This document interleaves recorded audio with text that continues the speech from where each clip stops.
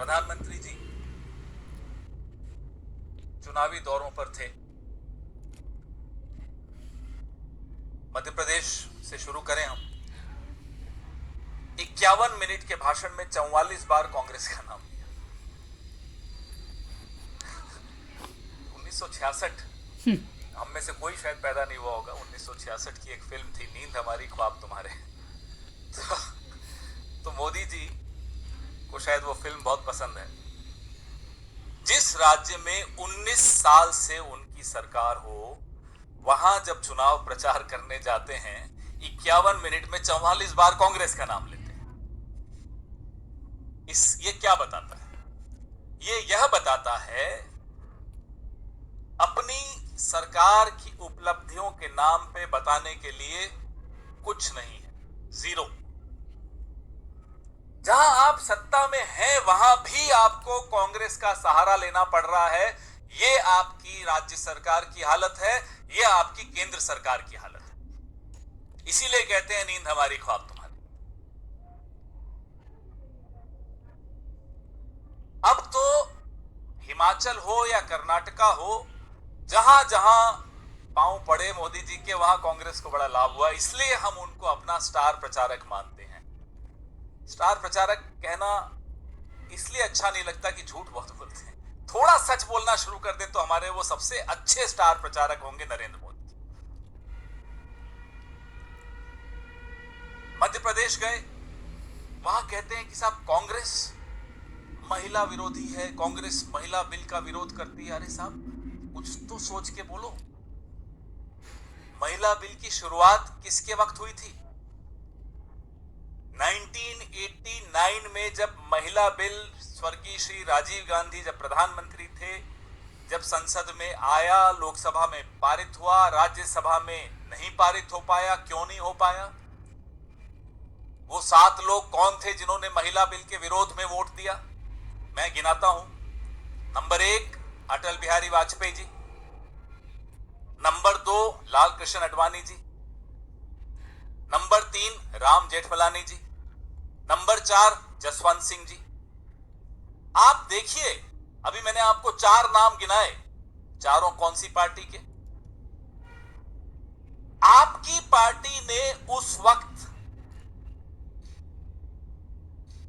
1989 में 1989 में जब यह बिल पास हो सकता था, तब आपकी पार्टी के नेताओं ने, आपकी पार्टी के सांसदों ने राज्यसभा में यह बिल गिराया। आ जाइए अब आप 2014 में, 10 साल हो गए होने आए हैं, आपका पूर्ण बहुमत था, आपको पूरा सहयोग विपक्ष से था इस बिल पर। क्यों नहीं लाए? 10 साल आपने गंवा दिए। और अब जब आप लाए हो, तब भी आप 2034, कोई कहता है 2039, 10 साल मिनिमम लगेंगे आपको इस बिल को कानून बनाने में। यह आपकी नियत है। और उसके बाद आपकी हिम्मत देखो कि मध्य प्रदेश में खड़े होकर आप कहते हो कि कांग्रेस इसके खिलाफ है। यह आपकी हिमाकत है, यह आपकी हिम्मत है। यह आपको कैसे आती है हमें नहीं समझ में आती। तो असलियत आपको मैं एक एक बिंदुवार कर सकता हूं, लेकिन अब इसलिए आवश्यकता नहीं है क्योंकि देश जैसे होता है ना कि सत्यवादी हरिश्चंद्र, कि अगर हरिश्चंद्र ने बोला तो सच है, उसका ठीक ऑपोजिट नरेंद्र मोदी ने बोला तो झूठ है। एक सर्टिफिकेट है, सर्टिफाइड लायर अगर कोई है तो माफ कीजिएगा, इस देश का प्रधानमंत्री।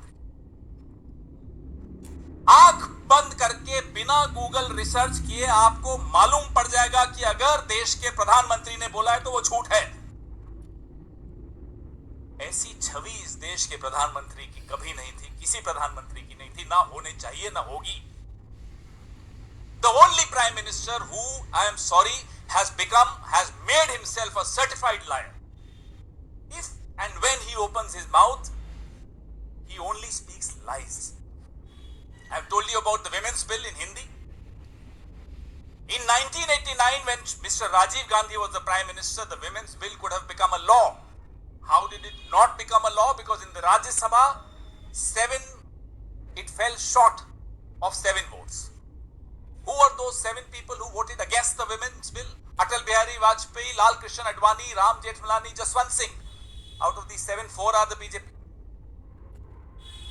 And in Madhya Pradesh, he goes and says that the Congress is opposed to the women's bill.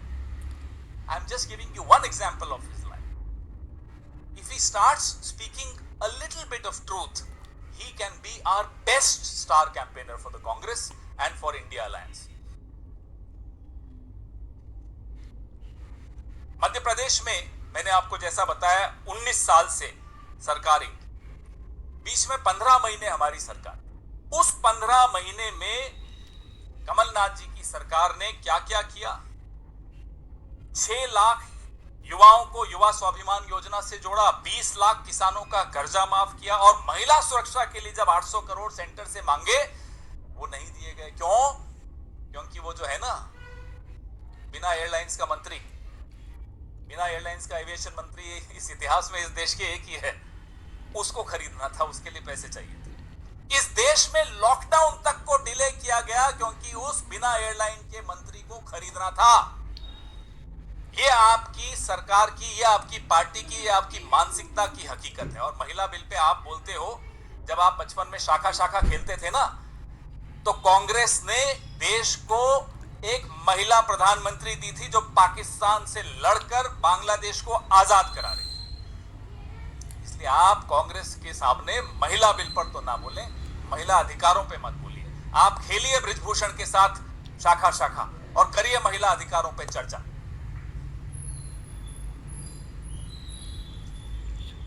आप कहते हैं कांग्रेस को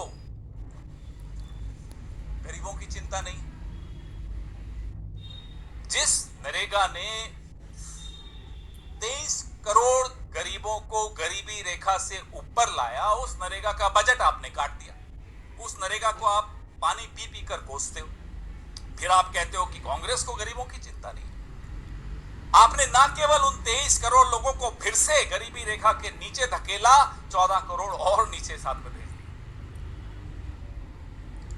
तो आप जब भाषण, या तो आपका जो भाषण लिखता है उसको बदल दीजिए या अपनी शैली बदल दीजिए। आप अब बदले ना बदले, सरकार आपकी अब बदलने वाली है। राहुल गांधी ने एक चुनौती आपके सामने दी।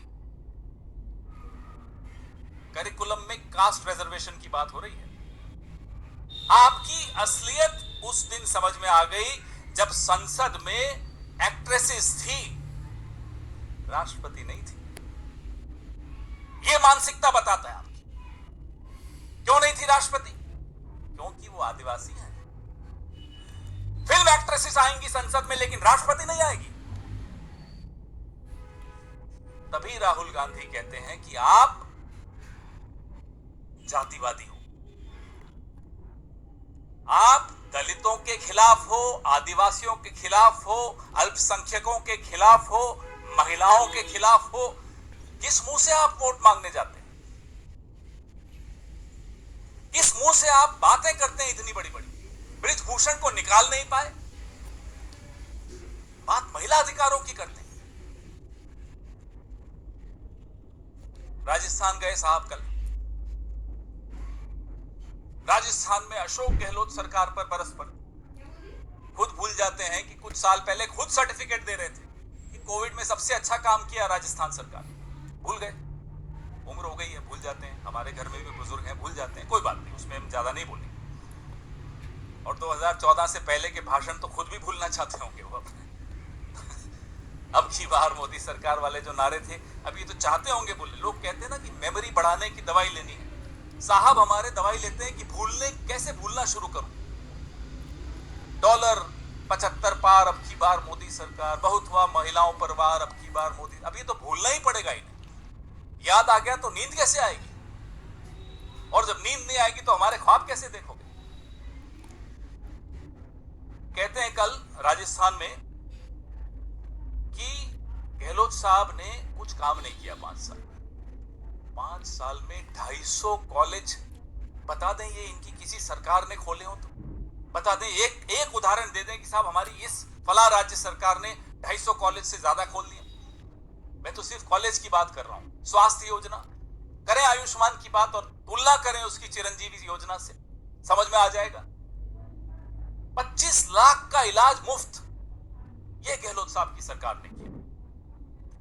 फिस्कल डेफिसिट जो राजस्थान का 9.25% था, आज से 5 साल पहले आज 3% पे आ गया। यह गहलोत साहब ने हासिल किया, यह कांग्रेस सरकार ने हासिल किया।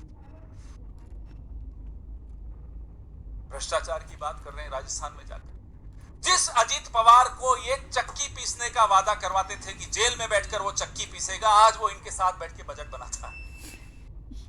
ये भ्रष्टाचार की बात करें। आधुनिकीकरण, डिजिटल पेमेंट, कल इन्होंने लंबी लंबी बातें फेंकी कि कांग्रेस ने डिजिटल पेमेंट्स में कुछ नहीं किया। यूपीआई को देश में लाने के लिए आपको नोटबंदी की क्यों जरूरत पड़ी? घर में चूहे आ जाते हैं, क्या घर को आग लगा देते हो? भाई चूहे मारने की दवाई लाओगे, पिंजरा लाओगे, अलग अलग नुस्खे आजमाओगे, घर को आग लगाते हुए कभी सुना आपने कि चूहे आ गए घर में इसलिए मैंने घर को आग लगा दी? ये हुआ डिजिटल पेमेंट लाने के लिए नोटबंदी कर दी। बताइए कोई क्या बोले इस व्यक्ति